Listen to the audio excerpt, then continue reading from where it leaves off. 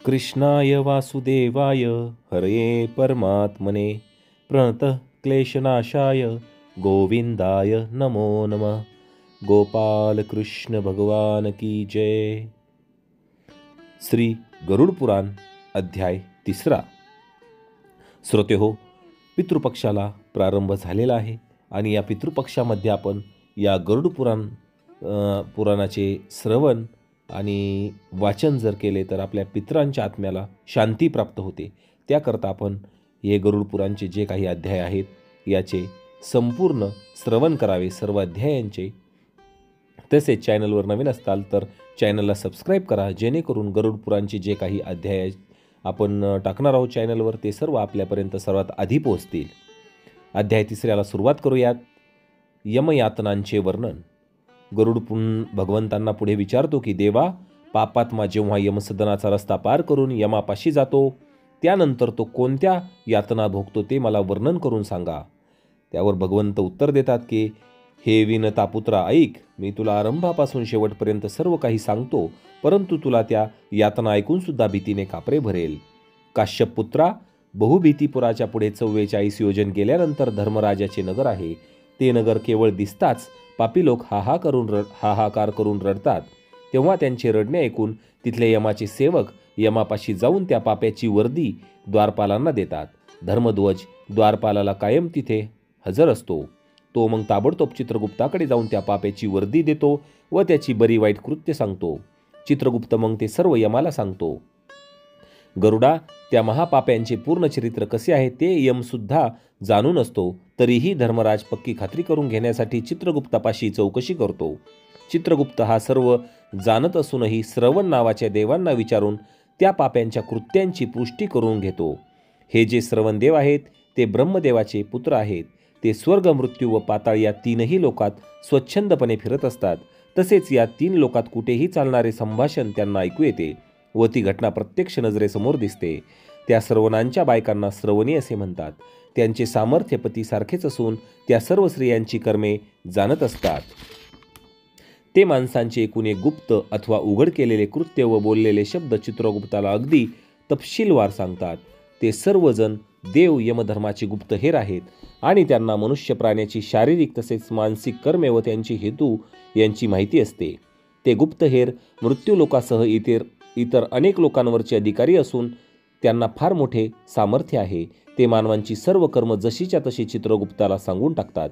जे कोणी व्रत करतात, दान देतात व सत्यवचनी असतात त्यांच्या बाबतीत ते संतुष्ट असतात व ते अशा माणसांसाठी सौम्य बनून त्यांना स्वर्ग आणि मोक्षप्राप्तीसाठी सहाय्य करतात। ते सत्यवचनी असल्यामुळे पाप्यांची पापे जाणतात व ती सर्व जशीच्या तशीच धर्मराजाला निवेदन करतात, म्हणून पापी लोकांना ते दुःखदायक वाटतात। सूर्य, चंद्र, वायू, अग्नी, आकाश, जमीन, पाणी यांच्या ठिकाणी केलेली कर्म तसेच मानवाचे हृदय, यमनियम, दिवसाची, रात्रीची, पहाटेची आणि संध्याकाळची धर्मकृत्य अगदी तपशीलवार जाणतात। धर्मराज, चित्रगुप्त, श्रवण, भास्कर हे सर्वजण मनुष्याच्या देहातच राहून त्यांचे पाप व पुण्य संपूर्णपणे पाहत असतात। मग सर्व चौकशी करून साक्षी पुरावे पाहून त्या पाप्यांच्या पापांचा गुन्हा साबित झाला की यम त्याला आपल्यापुढे बोलावतो। आपले अतिउग्र व न्यायनिष्ठुर असे रूप प्रकट करतो। मग त्या पाप्यांना यमाचे रूप असे दिसते की तो रेड्यावर बसलेला असून फार अक्राळ विक्राळ आहे। त्याच्या हातात भला थोरला दंडुका असून त्याचा रंग काजळाच्या पर्वतासारखा आहे। प्रलय काळाच्या ढगांच्या गडगटाप्रमाणे त्याचा आवाज आहे। विजेप्रमाणे लखलखणारी हत्यारे त्याने आपल्या 32 हातात घेतलेली आहेत। 3 योजनांनी एवढा त्याचा देह असून डोळे तर खोल विहिरीसारखे आहेत। चेहरा क्रूर असून दात बाहेर आलेले आहेत। त्याचे नाक फिंदारलेले आहे व डोळे लालबुंद आहेत। ज्वर, मृत्यू वगैरे रोगांनी वेढलेला चित्रगुप्तही असाच भयानक दिसतो। त्यांचे ते यमासारखेच दूत गर्जना करत असतात। असा तो सगळा देखावा बघून आयुष्यात कधीच दान केले नसल्यामुळे तो पापी आत्मा हाय हाय करून पुन्हा पुन्हा थरथर कापत रडू लागतो। तेव्हा अशा त्या सगळ्या कर्मांची आठवण करून रडणाऱ्या पाप्यांना चित्रगुप्त यमाच्या आज्ञेप्रमाणे विचारतो की अरे दुराचरणी व अहंकारी दुष्ट पाप्यांनो, तुम्ही ही दुःख देणारी पापे करीत राहण्याचा जो मूर्खपणा आयुष्यभर केलात तो का केला? काम, क्रोध व दुर्जन यांच्या संगतीने व अविचाराने पापे करीत का राहिला होतात? असो, तर जशी तुम्ही आनंदाने पापे केली होती तशीच त्यांची दुःखदायक फळेही आता तुम्ही भोगा. तुम्ही पळून जाऊ शकणार नाही. आता मिळणाऱ्या यातनांचे कारण तुम्ही केलेली पापकर्मे हेच आहे. इथे कोणत्याच प्रकारचा अन्याय केला जात नाही. मूर्ख, विद्वान, गरीब, श्रीमंत, दुर्बल व बलवान या सर्वांसाठी यम निपक्षपाती आहे. असे त्या चित्रगुप्ताचे सांगणे ऐकल्यावर ते पापी आपल्या दुष्कृत्यांच्या आठवणींनी मुकाटपणे स्तब्ध बसतात. त्यांना तसे चोरांसारखे बसलेले पाहून यम नियमाप्रमाणे शिक्षा करण्याची आज्ञा करतो. मग यमाचे दूत त्या पाप्यांना मारझोड करीत म्हणतात की अरे पातक्यांनो, चला आता महाभयंकर नरकात.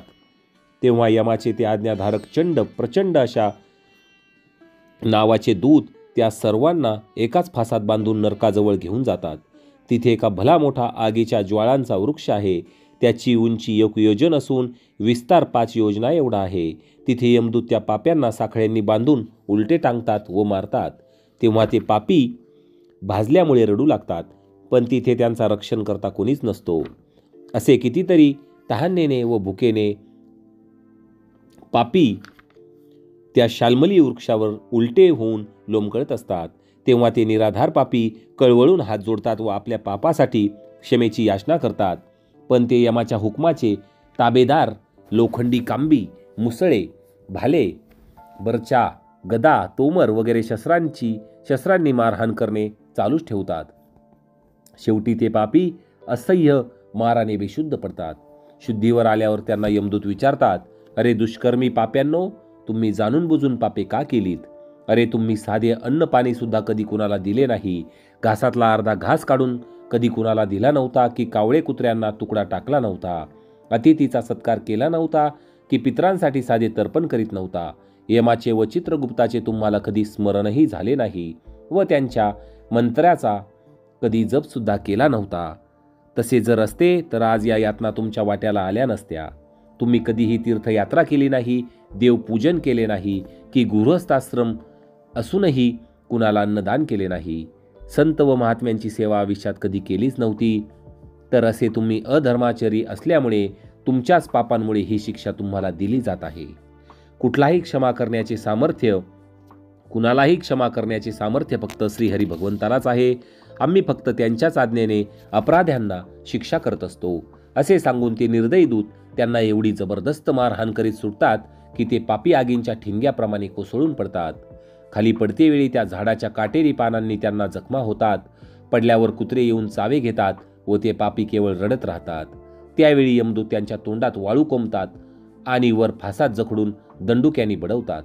काही जणांना आरीने उभे चिरतात, तर काही आणखी कुणाला जमिनीवर पाडून कुऱ्हाडीने तुकडे करतात. काही पाप्यांना जमिनीत कमरेपर्यंत पुरून त्यांचे बाणांनी डोके छाटतात. बऱ्याच पाप्यांना चरखात घालून ऊस जसा पिळतात तसे पिळून काढतात. पुष्कळ पापी लोकांना जळत्या निखाऱ्यांनी भरलेल्या खंदकात टाकून भाजून काढतात. काही पातक्यांना उकळत्या तुपाच्या आणि तेलाच्या कढईत टाकतात व उलटे पालटे करून तळून काढतात. कुणाला माजलेल्या हत्तीसमोर वाटेवर फेकतात, तर काही जणांना उलटे टांगतात. कुणाला विहिरीत ढकलून देतात, तर कुणाचा कडेलोट करतात. आणखी काही लोकांना कृमी कीटकांनी भरलेल्या डोहात बुडवतात. तिथे त्यांना खालून किडे कुरतडतात. वरून तीक्ष्ण चोची असणारे डोमकावळे व गिधाडे त्यांच्या डोकीचे, डोळ्याचे तसेच चेहऱ्याचे मांस ओरबाडतात.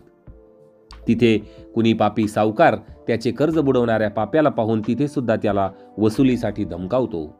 तेव्हा यमदूत त्या देणेकरांच्या अंगाच्या मांसाचे तुकडे काढून ते त्या घेणेकऱ्याला देतात. अशा प्रकारे छळ करून नंतर ते दूत यमाच्या आज्ञेने तमिश्र वगैरे घोर नरकात फेकून देतात. दे गगन संचारी गरुडा असे एकूण नरक त्या वृक्षापाशी पुष्कळ आहेत. त्यातील महाभयंकर दुःखांचे वर्णन शब्दातून करता येणे शक्य नाही. असे एकंदर 84 लक्ष प्रकारचे नरक आहेत.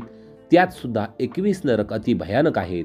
त्यांची नावे ऐक: तमिश्र, लोहशंकू, महारौरव, शाल्मली, रौरव, कुडमल, कालसूत्रक, पुतिमृत्तिक, संघात, लोहितोद, सविश, संप्रतापन, महानिरय, काकोल, संजीवन, महापद, अविची, अंधत मिश्र, कुंभीपाक, संप्रतापन आणि तपन अशी 21 नरक अति भयानक आहेत. हे सर्व नरक वेगवेगळ्या प्रकारच्या पापांची वेगवेगळी दुःख देणाऱ्या यातनांनी भरलेले आहेत. त्या नरकांवर यमाचे अधिकारी नेमलेले आहेत. त्या नरकात पडणारे पापी, अधर्माचारी व मूढ असल्याकारणाने कल्पांत होईपर्यंत तिथेच यातना भोगीत असतात. पुरुष व स्त्री यांनी जी पापे जोडीने केलेली असतात त्यामुळे मिळणारे तमिश्र, अंधतमिश्र, रौरव नरक व त्यातील दुःखे ते भोगीत राहतात. अशा प्रकारे केवळ आपली व आपल्या कुटुंबाच्या चरितार्थाचीच नित्य जो काळजी वाहतो तो शरीर टाकून गेल्यावर नरक यातना भोगीत असतो. जिवंत असणारा प्राणी मात्रांना ठकवून चरितार्थला चालविणारा मनुष्य प्राणी स्वतःच्या दुष्कृत्यांची शिदोरी सोबत घेऊन एकटाच अंधारमय नरकात जातो. भल्या बुऱ्या अशा कोणत्याही मार्गाने केवळ कुटुंब तेवढे पोचणाऱ्या मनुष्याची दुष्कृत्य घेऊन दैवच त्याला नरकात घेऊन जाते. तेव्हा तो सर्वस्व गमावून बसलेल्या माणसाप्रमाणे वेडापिसा होतो. मग असा चरितार्थासाठी अधर्माचरण करणारा माणूस अंधतमिश्र नावाच्या दाट व गडद अशा काळोख्या नरकात पडतो. मृत्यूलोकाच्या खाली जेवढे नरक आणि त्यांच्यातील जेवढ्या यातना आहेत त्या क्रमाक्रमाने भोगून संपल्या की तो जीव शुद्ध होऊन नंतर मनुष्य म्हणून जन्म घेतो. अशा प्रकारे श्रोते हो, श्री गरुड पुराणचा अध्याय 3 इथे समाप्त होत आहे. गोपाल कृष्ण भगवान की जय.